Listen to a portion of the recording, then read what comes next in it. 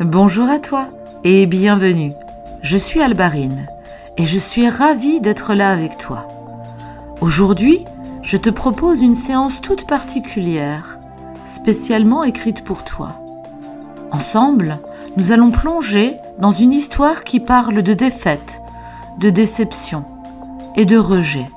Mais surtout, oui, surtout, de la force incroyable que nous portons tous en nous pour nous relever. Je l'ai appelé « L'oiseau qui ne savait plus voler ». Est-ce que tu es bien installé? Prêt à démarrer? Alors, c'est parti. Il était une fois, au cœur d'une grande forêt, un jeune oiseau nommé Lirio. Ses plumes, d'un bleu nuit, semblaient retenir des fragments d'étoiles. Et ses yeux brillaient d'un rêve immense, celui de voler toujours plus haut, jusqu'à toucher les nuages.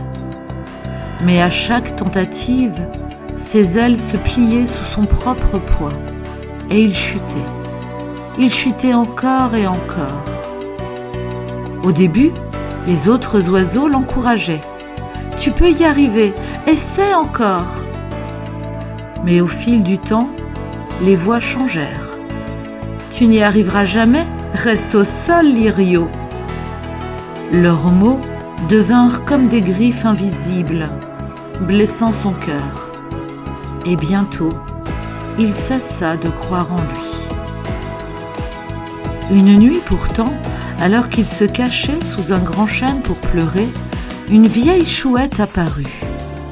Sa voix était grave, mais surtout, elle était pleine de sagesse. « Petit, pourquoi pleures-tu ainsi ? » « Parce que je tombe toujours, je n'ai pas la force des autres.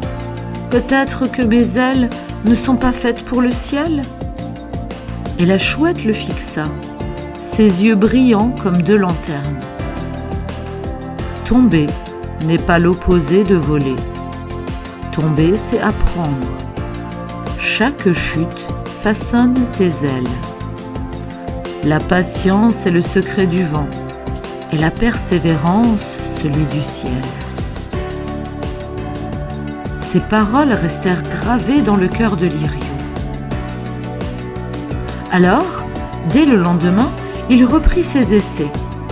Chaque échec n'était plus une fin, mais une étape.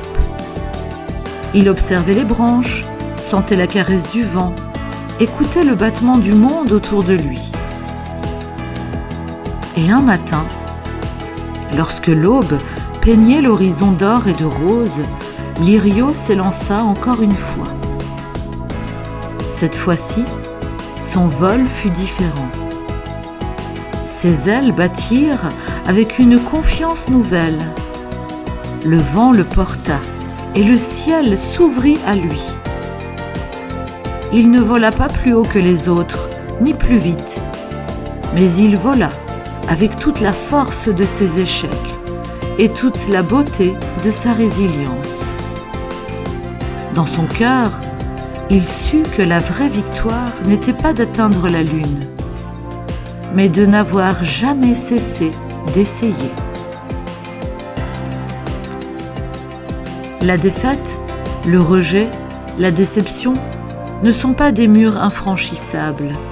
Ce sont des portes cachées que seul le courage de continuer peut ouvrir. Chaque échec est une graine de force. Chaque refus est une invitation à grandir. Et un jour, chacun de nous découvre sa manière unique de voler. Ce conte t'a été offert par moi, Albarine. Je te remercie d'avoir pris ce moment avec moi et je t'invite à revenir écouter cette histoire chaque fois que tu doutes, chaque fois que tu tombes, pour te souvenir que ton envol est en chemin. Si ce voyage t'a touché, abonne-toi pour recevoir d'autres histoires, méditations guidées et contes apaisants. Je te dis à très bientôt, mon ami. Bye bye.